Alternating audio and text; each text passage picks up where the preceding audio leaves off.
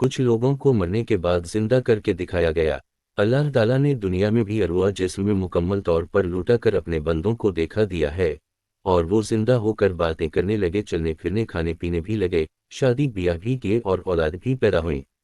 فرمایا ان لوگوں کی طرح جو اپنے گھروں سے نکلے اور ہزاروں کی تعداد میں تھے۔ پھر اللہ تعالیٰ نے ان سے کہا مر جاؤ، پھر انہیں زندہ کر دیا۔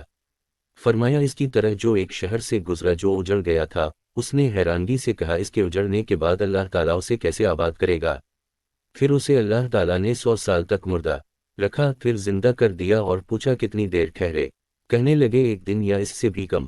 یا اسرائیلی مقتول کی طرح جسے اللہ تعالیٰ نے زندہ کر دیا تھا اور وہ اپنے قاتل کا بتا کر مر گیا تھا، یا جیسے وہ جنہوں نے حضرت موسیٰ علیہ السلام سے کہا تھا کہ ہم آپ پر ایمان نہیں لائیں گے جب تک کہ اللہ تعالیٰ کو اپنی آنکھوں سے نہ دیکھ لیں۔ آخر اللہ نے انہیں مار دیا اور پھر موت کے بعد زندہ کر دیا۔ اسی طرح اصحاب کہف کا اور حضرت ابراہیم علیہ السلام والے 4 پرندوں کا واقعہ ہے۔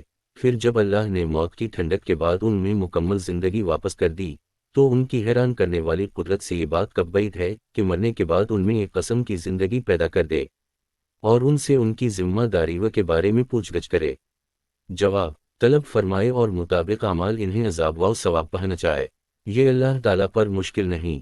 تعدیب صدائے باز گشت نہیں۔ وہ جھوٹا ہے جو یہ کہتا ہے کہ تعدیب واپس آنے والی آواز کو کہتے ہیں، کیونکہ صدائے باز گشت تو ہر آواز والے کی ہوتی ہے۔ پھر حضرت داؤد علیہ السلام کے ساتھ کیا خصوصیت ہے۔ اسی طرح فرمایا تم دیکھتے نہیں تمام آسمان و زمین والے، سورج چاند تارے، پہاڑ درخت اور جانور اور بہت سے لوگ اللہ تعالیٰ کو سجدہ کر رہے ہیں۔ ظاہر ہے کہ سانے پر دلالت بہت سے لوگوں کے ساتھ خاص نہیں۔ فرمایا تم دیکھتے نہیں کہ تمام آسمان و زمین والے اور پرندے قطار باندھ کر اللہ تعالیٰ کی پاکیزگی بیان کر رہے ہیں۔ ہر ایک کو اپنی نماز اور نبی کا پتہ ہے۔ پتہ چلا کہ یہ حقیقت نماز و تسبیح ہے جس کی اصلیت اللہ ہی جانتا ہے، اگر چاہو سے بھی نبیوں کی باتیں نہ ماننے والے اور انہیں جھٹلانے والے نہیں مانتے۔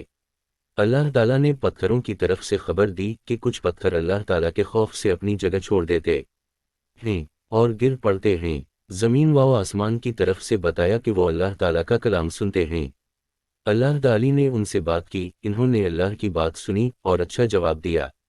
پھر اللہ تعالیٰ نے ان سے فرمایا کہ خوشی سے آؤ یا غمی سے، تو انہوں نے جواب دیا ہم خوشی خوشی آنے کو تیار ہیں۔